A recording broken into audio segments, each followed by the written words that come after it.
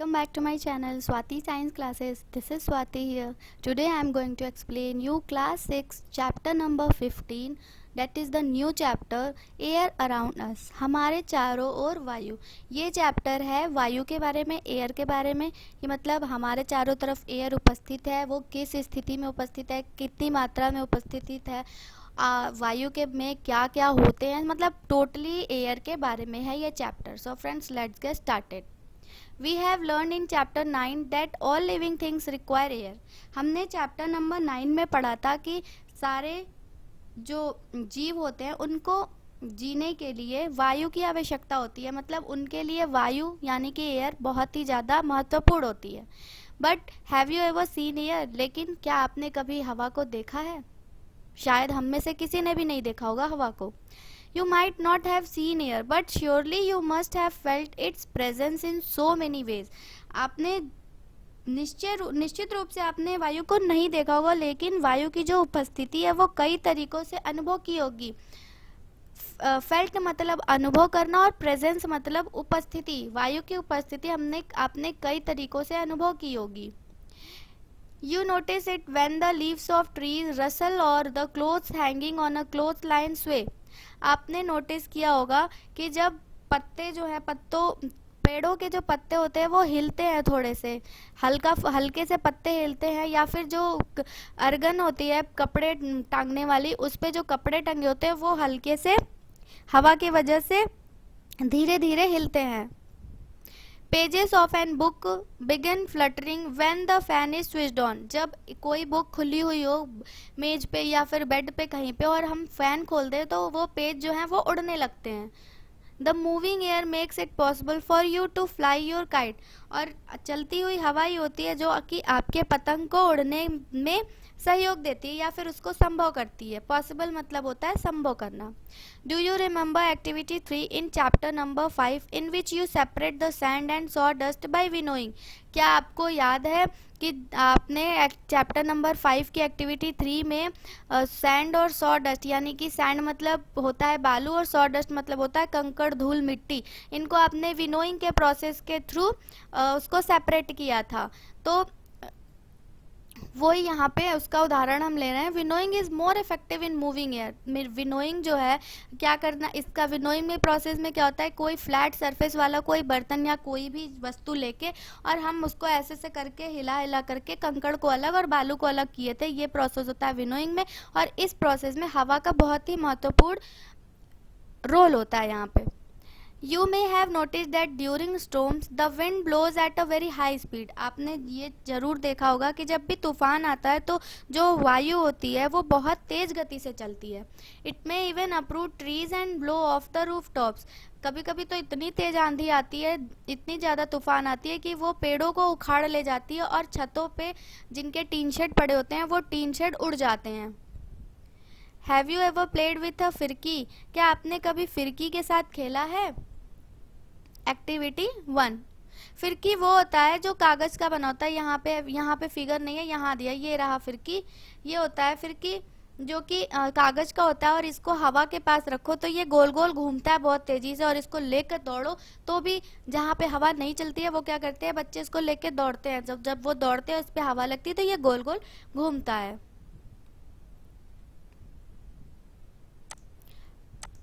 Let us make a फिरकी of our own following the instructions shown in figure 15.2.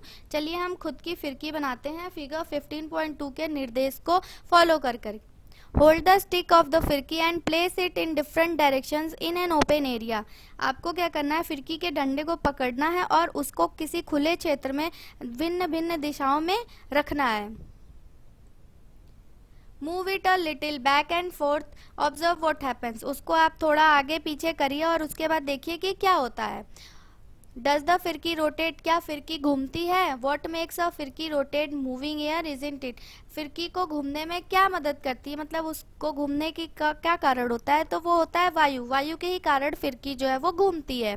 Have you seen a weathercock? Figure 15.3 15.3, ये रहा 15.3 a weather Kock.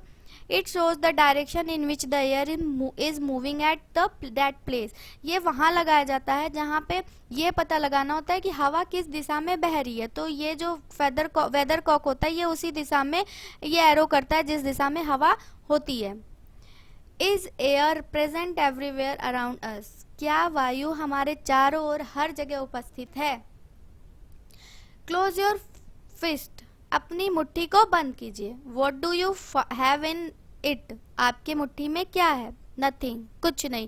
Try the following activity to find out. अब ये activity हमें try करना और देखना है कि हमारे मुट्ठी में क्या है क्या नहीं है. फिस्ट मतलब होता है मुट्ठी.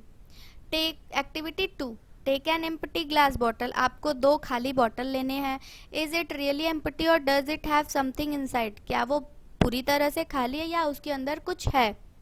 Turn it upside down. अब आपको बॉटल को क्या करना है, पूरा उसे उल्टा कर देना है. Is something inside it now. क्या अब उसके अंदर से कुछ निकला या उसके अंदर कुछ है. Now dip the open mouth of the bottle into the bucket filled with water as shown in figure 15.4. अब आपको उस बॉटल का जो मुंह है जो खुला हुआ उसको पानी में डिप करना है पूरे बकेट भरे हुए पानी में, जैसा कि फिगर 15.4 में दिख रहा है. इस तरह से आपको बॉटल को डालना है. Observe the bottle. अब आपको बॉटल को ध्यान से देखना है. Does water enter the bottle. क्या हवा पानी जो है वो बॉटल के अंदर गई. तो यहाँ दिख ही रहा होगा आपको कि नहीं गई है बॉटल के अंदर पानी. Now tilt the bottle slightly. अब आपको क्या करना है, बॉटल को थोड़ा टेढ़ा करना है, तिरछा करना है. ये देखिए जैसे फिगर में किया है. टिल्ट मतलब होता है तिरछा करना और स्लाइटली मतलब होता है थोड़ा सा. Does the water now enter the bottle. क्या अब बॉटल के अंदर पानी गया. तो जी हाँ, देखिए अब बॉटल के अंदर पानी जा रहा है. Do you see bubbles coming out of the bottle और हियर एनी बबली साउंड. क्या आपको जो बुलबुला निकल रहा है उस बॉटल से क्या आपको वो दिख रहा है या फिर कोई बुदबुदाहट की आवाज सुनाई दे रही है. Can you now guess what was in the bottle. क्या अब आप अनुमान लगा सकते कि बॉटल के अंदर क्या था. तो बॉटल के अंदर था हवा. Yes you are right, it is air. उसके अंदर हवा था. That was present in the bottle. हवा जो है वो बॉटल के अंदर ही प्रेजेंट थी, बॉटल के अंदर पहले से थी. The bottle was not empty at all. Bottle कभी भी खाली नहीं था, उसके अंदर हवा था. In fact it was filled completely with air even when you turned it upside down. बल्कि जो बॉटल है वो उल्टा करने के बाद भी उल्टा करने पर भी वो पूरी तरह से वायु से भरी हुई थी. That is why you notice that water does not enter the bottle when it is in an inverted position. इसीलिए यही कारण है कि बॉटल को जब हमने पूरी तरह से उल्टा करके और पानी डालने की कोशिश की तो पानी जो है उसके अंदर नहीं जा रहा था, क्योंकि उसके अंदर हवा भरी थी. As there was no space for air to escape. Escape मतलब बाहर निकलना. वाटर के पास, हवा के पास कोई जगह नहीं था कि वो बाहर निकल सके. When the bottle was tilt, the air was able to come out in the form of bubbles. और जब हमने बॉटल को थोड़ा सा तिरछा किया तो हवा को निकलने के लिए जगह मिल गया और वो बबल्स के रूप में बाहर निकल रहा था. And water filled up the empty space that the air has occupied. और उसके बाद से वो बॉटल में जो जगह पूरा हवा ने भर रखी थी वो जगह खाली हुई तो वाटर उस जगह पे पूरा भर गया. ऑक्यूपाइड मतलब स्पेस लेना, घेरना. This activity shows that air occupies space. इस क्रियाकलाप यह दर्शाता है कि वायु जो है वो अपना स्थान घेरती है. ऑक्यूपाइज मतलब घेरना और स्पेस मतलब स्थान. It fills all the space in the bottle. ये बॉटल का पूरा स्पेस ले लेती है. It is present everywhere around us. हवा जो है वो हमारे चारों तरफ मौजूद है. Air has no colour and one can see through it. It is transparent. हवा का कोई रंग नहीं होता है और हम इसके आर पार देख सकते हैं. यह पारदर्शी होता है. ट्रांसपेरेंट मतलब आर पार देख पाना. उसको ऐसे वस्तु को ट्रांसपेरेंट कहते हैं और ट्रांसपेरेंट कौन होता है, वो हवा होती है. Our earth is surrounded by a thin layer of air. हमारी जो पृथ्वी है वो एक पतली परत से घिरी हुई है. लेयर मतलब परत होती है, थिन मतलब पतली. This layer extends up to many kilometres above the surface of the earth and is called atmosphere. ये जो परत है वो वायु की एक पतली परत से यह परत का जो है वो पृथ्वी की सतह से कई किलोमीटर ऊपर तक है और इस सतह को कहते हैं वायुमंडल, एटमॉस्फेयर. एटमॉस्फेयर को हिंदी में कहते हैं वायुमंडल। Why do you think mountaineers carry oxygen cylinders with them while climbing high mountains? आपको क्या लगता है कि जो पर्वतारोही होते हैं जब वो ऊंचे ऊंचे पर्वतों पर चढ़ते हैं तो उस समय वो अपने साथ ऑक्सीजन का सिलेंडर क्यों लेके जाते हैं? फिगर 15.5, ये रहा फिगर 15.5, ये है पर्वतारोही जो जिसके पास ऑक्सीजन का सिलेंडर है। What is air made up of? अब ये मेन टॉपिक है कि वायु किससे बनी होती है। Until the 18th century, people thought that air was just one substance. 18वीं शताब्दी तक लोग यही सोचते थे कि वायु केवल एक ही पदार्थ है। Experiments have proved that it is really not so. लेकिन उसके ऊपर बहुत सारे प्रयोग हुए और प्रयोगों से यह सिद्ध हो गया कि वास्तव में ऐसा कुछ भी नहीं है। Air is a mixture of many gases. हवा जो है वो कई सारे गैसों का एक मिश्रण है। What kind of a mixture is it? यह किस टाइप के मिश्रण होते हैं, किस प्रकार के? Let us find out about some of the major components of this mixture one by one. चलिए हम एक एक करके इन मिश्रण के मुख्य अवयवों के बारे में पता लगाते हैं। Components मतलब होता है अवयव। पहला है water vapor. We have learned earlier that air contains water vapor. अभी हम पिछले चैप्टर यानी कि वाटर जो चैप्टर था, चैप्टर नंबर 14, उसी में मैंने आपको बताया था कि हवा जो होती है, हवा के अंदर वाटर वेपर होता है। We also saw that when air comes in contact with a cool surface, it condenses and drops of water appear on the cooled surface.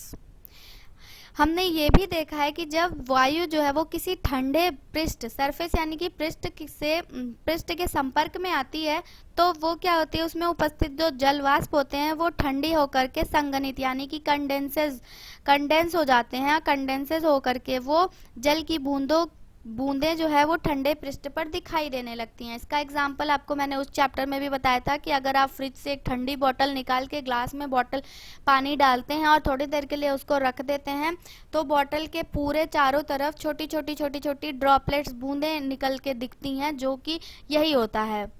The presence of water vapour in air is important for the water cycle in nature. प्रकृति में जल चक्र के लिए वायु में जलवाष्प का उपस्थित होना बहुत ही ज्यादा अनिवार्य होता है। नेक्स्ट है ऑक्सीजन।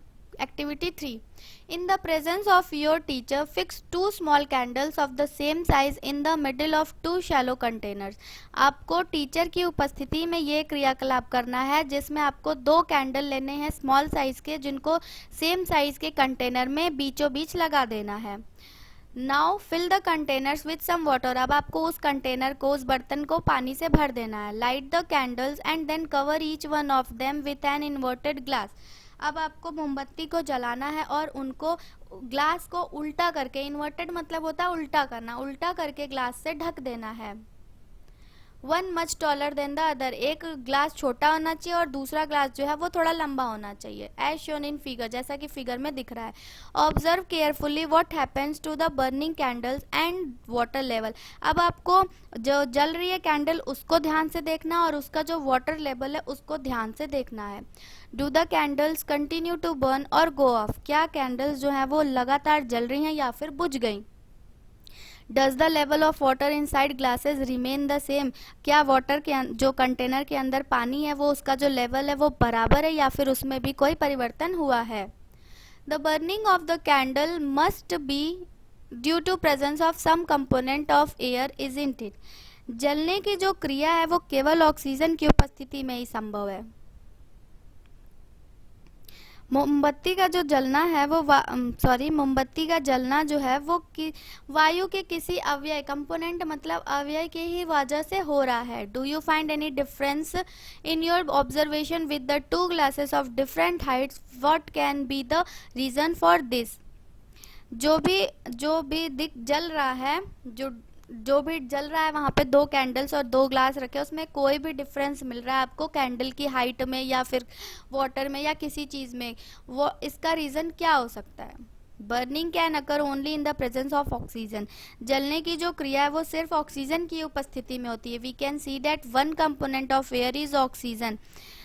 हम देखते हैं कि वायु का एक अवयव ऑक्सीजन है. Now the amount of air and hence its oxygen component inside each glass in our experiment is limited.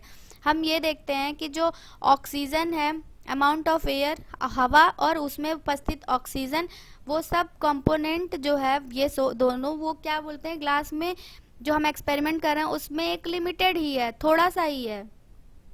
When most of this oxygen is used up by the burning candle, it can no longer burn and blows out. जब यह oxygen जो है वो पूरी तरह से मोमबत्ती के द्वारा प्रयोग कर ली जाएगी तो मोमबत्ती जो है वो अधिक समय तक जल नहीं पाएगी. Also, some of the space occupied by the oxygen inside the glass becomes empty and the water rises up to fill or occupy this space. जल के ऊपर उठने की घटना को मोमबत्ती के गलने में प्रयुक्त ऑक्सीजन के साथ भी हम जोड़ सकते हैं. आगे बढ़ते हैं. नाइट्रोजन.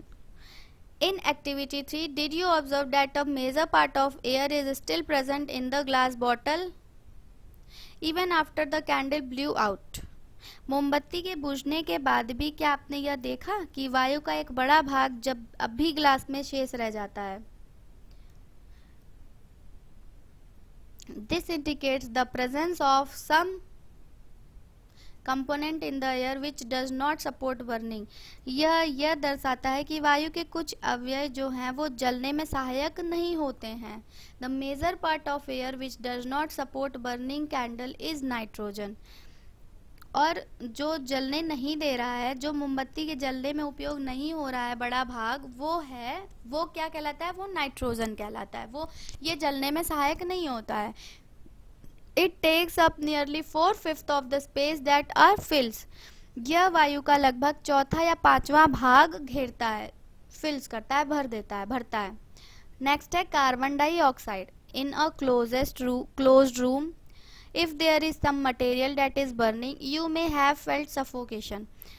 एक बंद कमरे में जब कोई पदार्थ जल रहा होता है तो आपको शायद घुटन महसूस होती है. फेल्ट मतलब होता है महसूस करना और सफोकेशन मतलब होता है घुटन, मतलब सांस लेने में दिक्कत होती है, सांस फूलने लगती है.